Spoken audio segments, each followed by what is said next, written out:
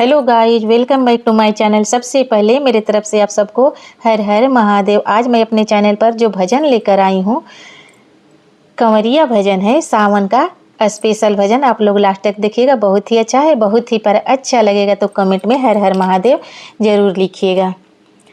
कौन गे अनवा गुरुजी दीहनी हो, घरवा ना लागे मनवा।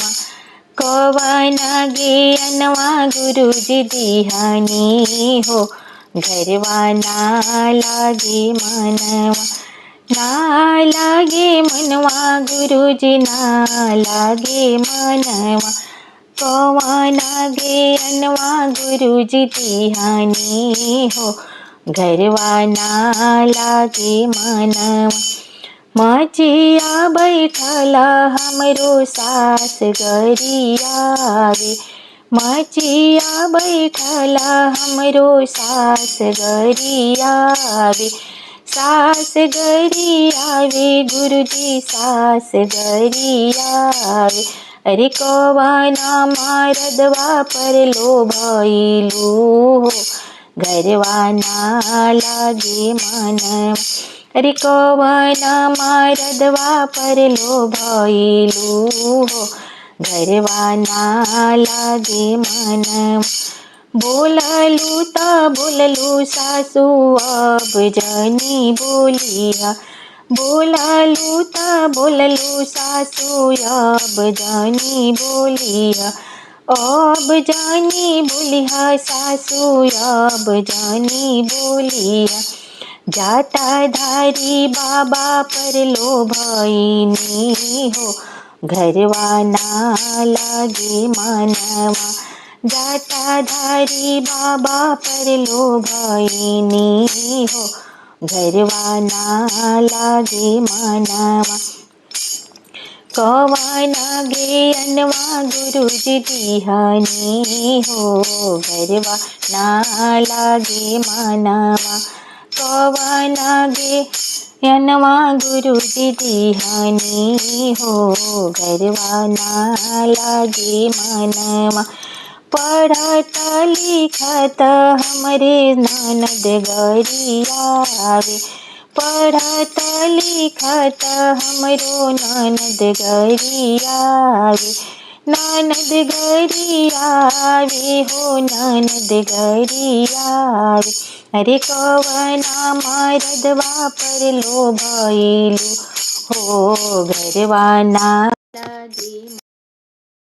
कौना मरदवा पर लोभइलू हो, घरवा ना लागे मनवा। बोललू ता बोललू ननद अब जनी बोलिया, बोललू ता बोललू ननद अब जनी बोलिया। जाटाधारी बाबा पर लोभइनी हो, घरवा ना लागे मनवा। भोले बाबा पर हम लोभइनी हो, घरवा ना लागे मनवा।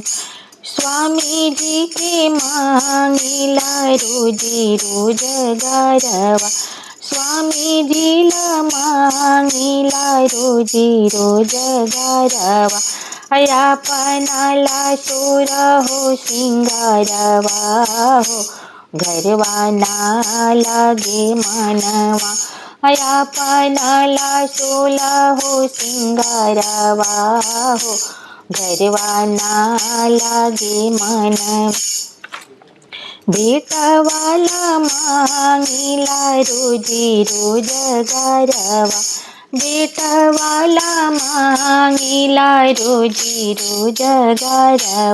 पतोहियाला सोला हो सिंगारवा हो, घरवा ना लागे मनवा।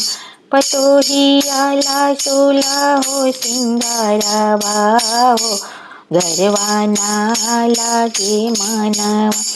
बेटियाला मांगिला सोला हो सिंगारवा, बेटियाला मांगिला सोला हो सिंगारवा।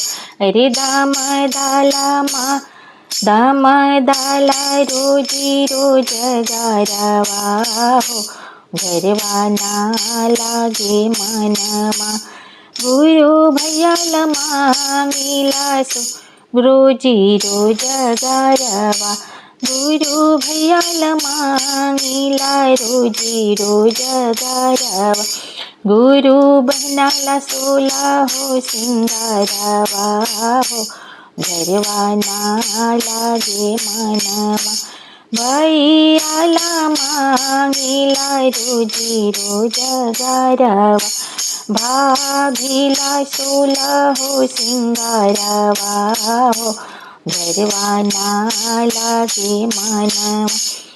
ससुराम नैहरा में मांगीला भाई रे भतीजवा। ससुरा में भरला भंडारवा हो, गरवा ना लागे मनवा। अरे कौवाना ज्ञानवा गुरुजी दिहानी हो, गरवा ना लागे मनवा। कौवाना ज्ञानवा गुरुजी दिहानी हो, गरवा ना लागे मनवा।